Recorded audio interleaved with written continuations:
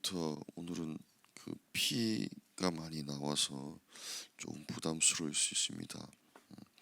오늘 그 말씀의 내용은 주로 다 피와 고기에 관련된 법의 내용입니다. 생명과 고기를 정확하게 구분해 주시고 그렇게 구분된 또 구별된 육식과 또 제사를 지내도록 그렇게 살아가도록 명령을 하십니다. 행여나 다양한 삶의 상황과 자리에서 또 그릇된 방식으로 고기를 먹게 되더라도 어떻게 다시 거룩함을 회복할 수 있는지에 대한 내용도 알려주십니다.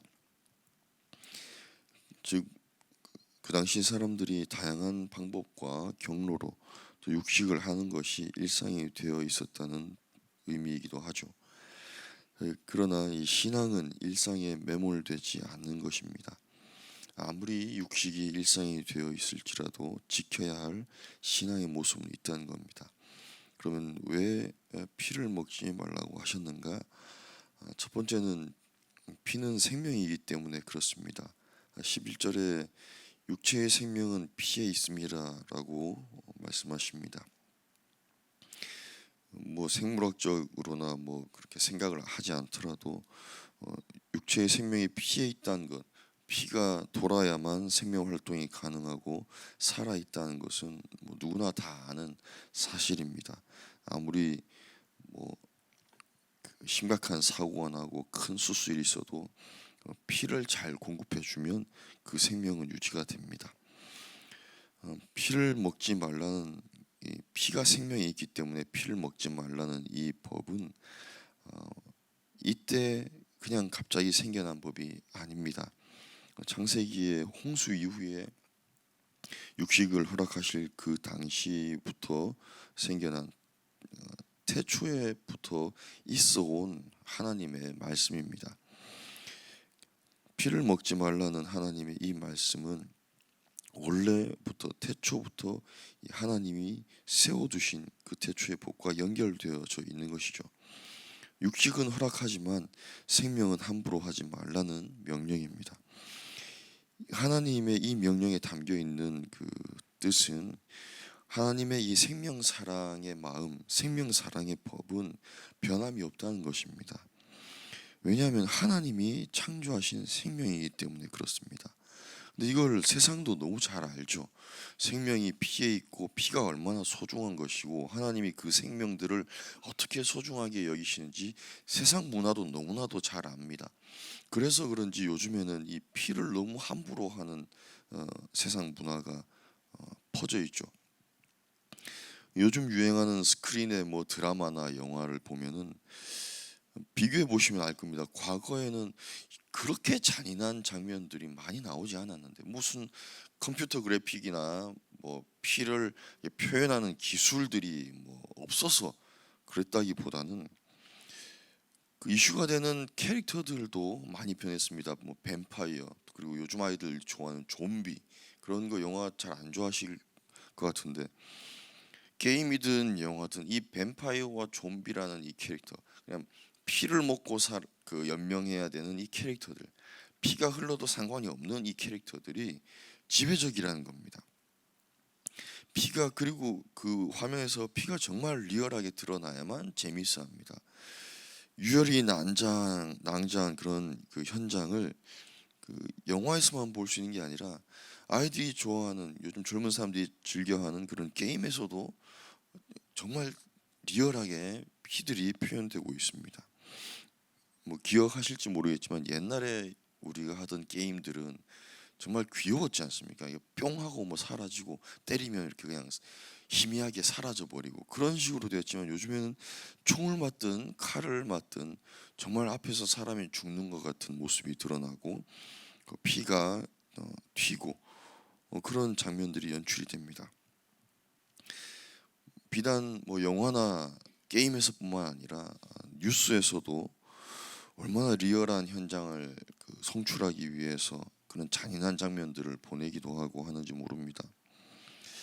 그런 그 잔인한 장면들, 피가 튀는 장면들 그런 것들을 우리가 접할 때에 우리 인간은 어쩌면 우리 안에 숨겨진 그 가인의 본능들을 다시 만나게 되는지도 모릅니다. 이 창세기 4장에 가인이 그 아벨을 돌로 쳐 죽이는 장면이 나옵니다. 우리는 성경에서 가장 먼저 만나는 이 유혈이 낭자한 현장은 바로 가인과 이 아벨의 그 현장일 것입니다. 가인이 아벨을 돌로 쳐 죽였을 때 하나님이 네가 도대체 무슨 짓을 한 거냐, 땅이 아인의 그 피를 삼켰느니라 라고 하나님이 분노하십니다. 땅이 삼킨 그 피, 그 생명, 땅조차도 함부로 그 생명을 또 삼켰을 때, 땅에 함부로 생명이 버려졌을 때에 그 땅은 그것 때문에 저주를 받게 되고 인간도 그 저주받은 땅 때문에 저주를 받게 됩니다. 결국 이 피 흘림의 저주의 이 쳇바퀴에서 스스로 벗어날 수 없게 되는 운명이 되죠. 그래서 계속해서 인류는 그 피를 피로 갚아야 되고 피를 흘려야 하고 내가 살아남기 위해서는 다른 생명의 피를 흘려야만 하는 이 안타까운 그런 나약함에 빠지게 됩니다. 내가 살기 위해서 다른 생명을, 다른 피를 흘려야 하는 그런 게 사실 필요가 없었던 인류였습니다. 다른 피를 흘릴 필요가 없이 너무나도 평화롭게 살아갈 수 있도록 창조된 우리 인간들인데, 죄로 말미암아서 우리는 피를 흘리고 흘려야만 살아남을 수밖에 없는 그런 연약하고 나약한 죄된 상태가 됐다는 거죠. 그래서 인간은 끊임없이 그 피를 흘리게 됩니다. 인간의 역사를 보면. 그런데 이 피를 흘리는 것이 처음에는 내가 살아남기 위해서 어쩔 수 없이 흘리는 피였다면, 이제는 오히려 이 피 흘리는 것을 이용하게 되고 다른 생명들의 다른 피를 많이 흘릴 수 있는 것이 하나의 기술이 되어 버렸습니다. 전쟁의 기술이 되고 싸움의 기술이 되고, 그래서 어떻게 하면 내가 효율적이고 잘 다른 사람의 피를 흘려서 내가 살아남을 수 있는가 하는 그런 오만한 모습이 되어버렸죠. 그렇게 오만한 모습을 가졌을 때 생명의 가치는 없어지고 생명에 대한 그 가치를 잊어버리게 되고 가볍게 여기게 되면서 나 중심적인 그런 세계관이 자리 잡게 됩니다. 그렇게 되면 더 이상 생명은 생명이 아니라 그냥 하나의 고기 덩어리처럼 되게 되죠. 그런 모든 이 과정을 통해서 하나님께서 생명이 피해 있기 때문에, 그래서 그 다음 단계는 그러니까 그 생명을 먹지 말라라고 명령을 하십니다. 14절 하반절에 보시면은 어떤 육체의 피든지 먹지 말라 하였나니 모든 육체의 생명은 그것의 피인즉 그 피를 먹는 모든 자는 끊어지리라. 아멘. 하나님의 백성이든 그 거류민이든 누구든지 생명을 함부로 하면 모두 심판을 받게 된다고 아주 엄하게 경고를 하십니다. 홍수 이후로 육식은 허락을 하셨지만 절대 하나님이 창조하신 생명을 먹는 것은 아니어야 한다는 거죠. 이 도살의 과정에서 여러 가지 욕심이 생겨날 수도 있고, 또 이 당시에는 염소 시인이라는 그 이방 신에게 그런 그 피를 흘려서 제사를 드리는 것이 너무 일반적이었다는 겁니다. 그런 과정에서 생겨나는 잘못된 도살 과정, 또 잘못된 또 고기들, 그런 것들이 공공연하게 유통되는 그런 상황에서 철저하게 성막 안에서 그 바른 과정을 통해서 도살을 하고 피는 철저하게 구별해서 제단에 뿌리고 땅에 뿌리면서 그걸 통해서 속죄의 과정을 거치게 하는 하나님의 뜻이 여기 담겨 있습니다. 고기는 그렇게 고기로서 먹되 절대 생명을 함부로 하는 것에 맞들이지 말라는 경고라는 겁니다. 그렇다고 해서 하나님이 절대 너네들은 화목제로 드린 그 제물만 먹어야 돼라고 말씀하신 것이 아니라 13절에 보시면 사냥해서 잡은 것은 어떻게 또 먹기도 하고, 또 15절에 보시면 스스로 죽은 것이나 들짐승에게 찢겨 죽은 것도 먹긴 먹는데, 먹을 수는 있는데 먹은 다음에 어떻게 해라라는 여러 가지 예외 조항들을 또 말씀하십니다. 하지만 그런 다양한 삶의 현장에서 다양한 과정을 통해서 또 내가 먹을 수 있는 그런 모든 고기들을 통해서 먹되, 하지만 그 모든 것을 통해서 절대 생명을 함부로 하는 것에는 맛을 들이지 말라는 경고입니다. 그 음식 중에 불도장이라는 음식이 있습니다. 저도 먹어본 적은 없습니다만 그 불가에서 금하는 여러 가지 재료가 들어있는 음식인데, 거기에 스님이 맛을 들이면은 그 절담을 넘어서 나간다는 음식이 불도장이라고 합니다. 저도 먹어본 적은 없습니다. 근데 보니까 과연 저게 그렇게 맛이 있을까? 설마 저걸 먹고 싶어서 이게 담을 넘어갈까 싶겠다는 생각이 들었지만, 그런데 뭐 그 분야에 있는 분들은 충분히 그럴 수도 있겠다는 생각이 듭니다. 맛들이지 말아야 할 것에 맛을 들이면 잘못된 길을 가게 됩니다.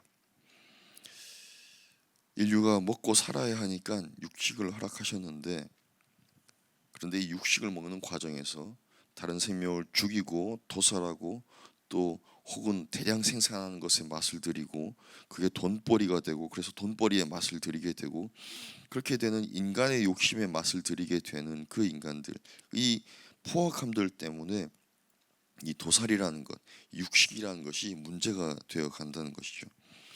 이 시대는 그렇게 피 같은 인생들을 먹잇감으로 삼아서 생명을 잡아먹고 점점 비대해져 가는지도 모릅니다. 요즘 호구라는 표현이 있습니다. 호구.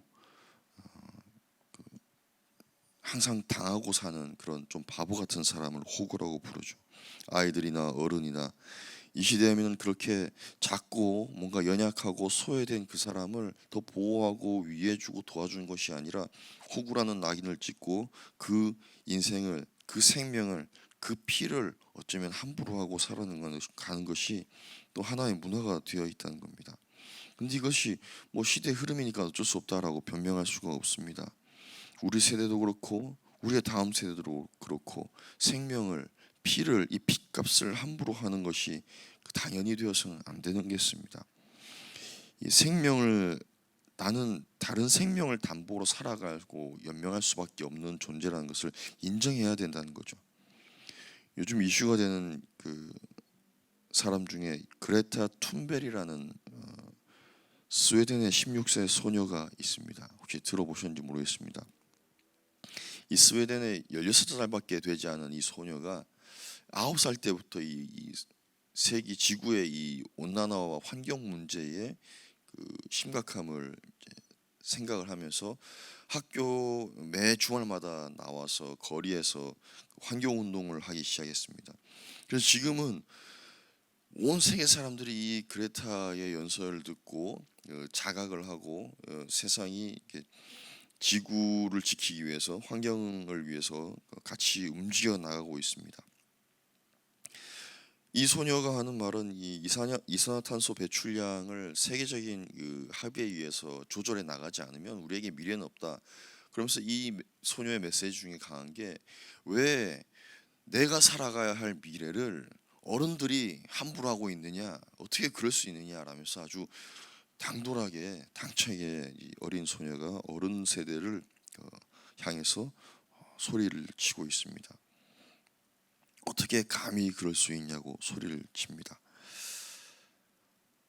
그런데 이 세상이, 이 세대가 그 그레타의 목소리를 듣고 움직인다고 해서 과연 거기에 소망이, 미래에 대한 소망이 거기에서 생기냐는 거죠. 저는 그 생각을 한번 해봤습니다. 절망을 늦출 수는 있지만 멸망을 막을 수는 없다. 그레타가 하는 행동이 잘못됐다는 것이 아니라 옳은 말이고 그 말을 따라서 움직여야 되지만, 그렇다고 해서 우리가 멸망을 막을 수는 없다. 그러면 우리에게 필요한 것은 무엇인가? 마지막으로 생명은 구속을 받는 것이 필요하다는 것입니다. 11절 하반절에 내가 이 피를 너희에게 주어 제단에 뿌려 너희의 생명을 위하여 속죄하게 하였나니 생명이 피에 있으므로 피가 죄를 속하느니라. 아멘. 이 생명이 피에 있으니까 피를 함부로 하지 말고 나아가서 그 피로 너희들이 속죄함을 받아야 되는 것이다라고 그 피의 그 기능, 그 생명이 어떻게 쓰임 받아야 되는지에 대해서 말씀하십니다. 결국 이 피는 아무리 뭐 좋은 말로 포장을 해도 생명을 존중한다 그러고 고기를 아주 소중하게 잘 잡아서 먹는다고 해도 그냥 단순하게 생각하면은 죽여서 먹는 거라는 겁니다. 생명을 죽여서 내가 먹어서 내가 힘을 얻고 내가 살아가는 것, 그것이란 거죠. 단순하게 이야기하면. 즉 결국 피는 도사라는 그 사람의 생명을 위해서 희생될 수밖에 없다는 겁니다. 그리고 그 피는 다시 땅에 뿌려진다는 거죠. 아무리 생명을 소중하게 여긴다고 이야기하고 포장해도 그 생명이 죽어서 나를 살게 한다는 이 사실은 변함이 없다는 겁니다. 아무리 상생을 이야기하고 뭐 환경을 이야기하고 해도 각종 좋은 뭐 운동을 벌이면서 센세이션을 일으켜도 결국 종말의 때 앞에 선 인간, 이 심판의 앞에 서는 인간의 이 연약함은 어떻게 변화시킬 수 없다는 겁니다. 그렇기 때문에 우리에게 필요한 피가 바로 보혈인 예수 그리스도의 피인 거죠. 이 세기말적인 현상들 가운데서 우리를 움직이는 근거는 바로 이 보혈이어야 된다는 겁니다. 그레타의 연설도 아니고 뭐 막강한 나라의 대통령의 연설도 아니고 예수 그리스도의 피 때문에 우리가 다시 한번 환경을 생각하고 예수 그리스도의 피 때문에 우리가 다른 생명을 한 번 더 묵상하고 생각하고 그래서 우리가 움직여 나가야 된다는 것입니다. 그래야만 우리에게 구원의 소망이 생긴다는 거죠. 생명인 이 피를 하나님이 우리에게 주셔서 우리의 생명을 속죄하게 하시고 그것을 위해서 그 피를 뿌리게 해주셨습니다.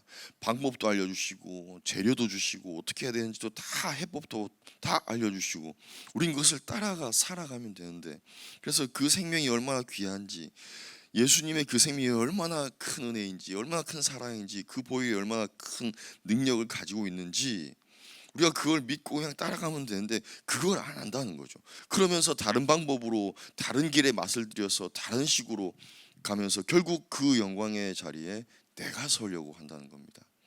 내가 잘나서, 내가 의식이 있어서, 내가 인격이 좋아서, 내가 성품이 좋아서, 내가 지식이 뛰어나서 그래서 내가 이런 방법으로 아니란 겁니다. 모든 방법들, 모든 그런 그 의미들, 해법은 다 하나님이 주셨는데 결국 우리는 우리의 입맛에 따라서 길을 걸어가게 된다는 겁니다. 오히려 그런 것이 우리가 우리의 입맛을 따라 살아가는 것이 종말을 재촉하지는 않는지 두렵습니다. 오늘도 우리의 생명을 위해서 보혈을 흘리시는 예수님께서 우리와 동행하십니다. 어쩌면 우리는 땅에 삼켜질까봐 두려워서 그런 다른 생명의 희생 없이는 한 발짝도 나가지 못하는 우리의 모습이지 않습니까? 그런 우리에게 당신의 생명을 허락하시고 보혈을 뿌려주시면서 우리의 걸음을 인도하신다는 거죠. 우리의 모든 한 걸음 한 걸음들에 거기에 예수 그리스도의 보혈이 우리의 걸음들을 인도한다라고 생각을 하면은 우리는 감히 어떤 생명도 어떤 길도 내 마음대로 혹은 함부로 가지 못할 것입니다. 그렇게 우리에게 흘려주신 그 보혈, 또 그 보혈을 알지 못하는, 또 우리 인생, 우리 삶에서의 주변에 주님을 알지 못하는 그 많은 생명들, 그 가운데서 오늘 우리는 살아갈 수밖에 없습니다. 다만 이 생명을 주신 하나님을 기억하고 이 생명 되신 예수님과 동행하며 오늘 하루 예수 그리스도 나의 구주, 이 고백으로 살아가며 승리할 수 있다면 그 걸음마다 우리 예수님의 그 은혜는 오늘도 넘칠 줄 믿습니다. 그런 은혜의 길 걸어가시기를 간절히 축원드립니다.